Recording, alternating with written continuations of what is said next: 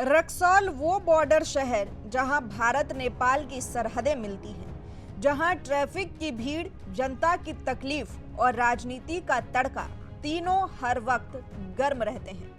कभी ये सीट कांग्रेस का गढ़ हुआ करती थी, लेकिन साल 2020 के बाद से यहां बीजेपी ने अपना झंडा ऐसे गाड़ा कि कोई हिला भी नहीं सका। पर अब 2025 आ रहा है और जनता सवाल कर रही है, नेता बदले, चेहरे बदले, पर हालात क्यों नहीं बदले।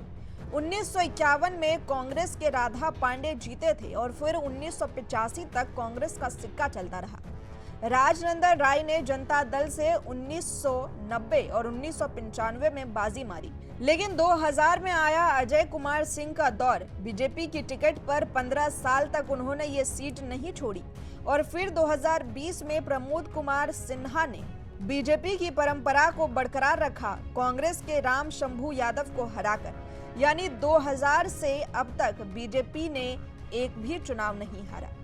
2020 के चुनाव में बीजेपी के प्रमोद सिन्हा को मिले 80,989 वोट, यानी कि 45.6%।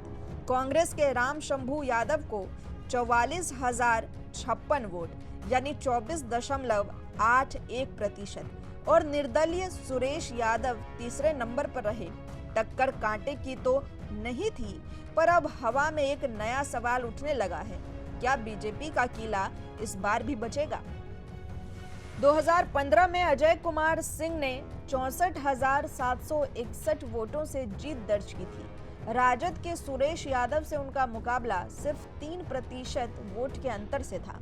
2010 में अजय कुमार सिंह ने लोजपा के राजनंदन राय को हराया, यानी उस दौर में भी बीजेपी को जिताने वाले वही एक चेहरा थे, अजय कुमार सिंह।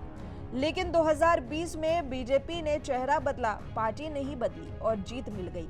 अब बात करते हैं जातीय समीकरण की, जो रक्सौल के चुनावी गणित का असली आधार है। यहाँ सबसे अहम भूमिका में है यादव और मुस्लिम वोटर।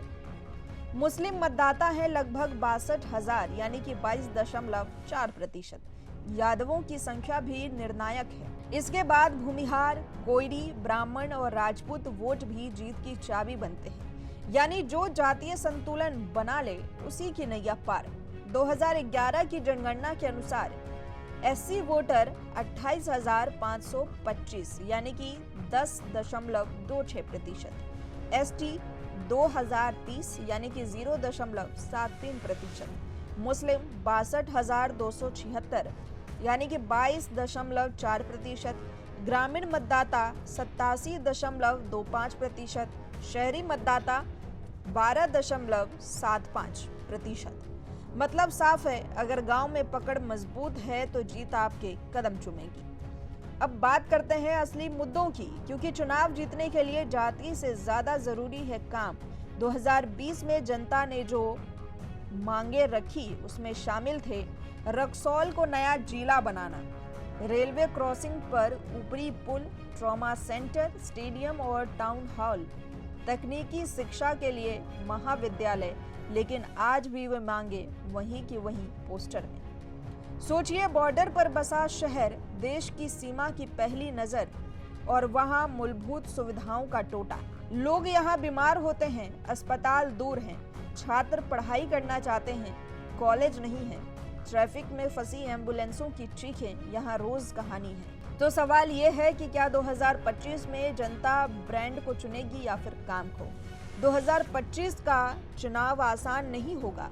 हर बार जीतते जीतते भी अब बीजेपी के लिए ये सीट चुनौती बन गई है, क्योंकि जनता अब सिर्फ पार्टी नहीं, प्रदर्शन देख रही है। तो दोस्तों, अब आपके हाथ में है फैसला। क्या रक्सौल में फिर से बीजेपी का कमल खिलेगा या कोई नया चेहरा इस विधानसभा की राजनीति को बदल देगा? कमेंट करके बताइए कि आपको क्या लगता है, 2025 में कौन होगा रक्सौल का सिकंदर? वीडियो पसंद आया हो तो लाइक करें, चैनल को सब्सक्राइब करें और जुड़े रहें हमारे साथ इस चुनावी यात्रा में।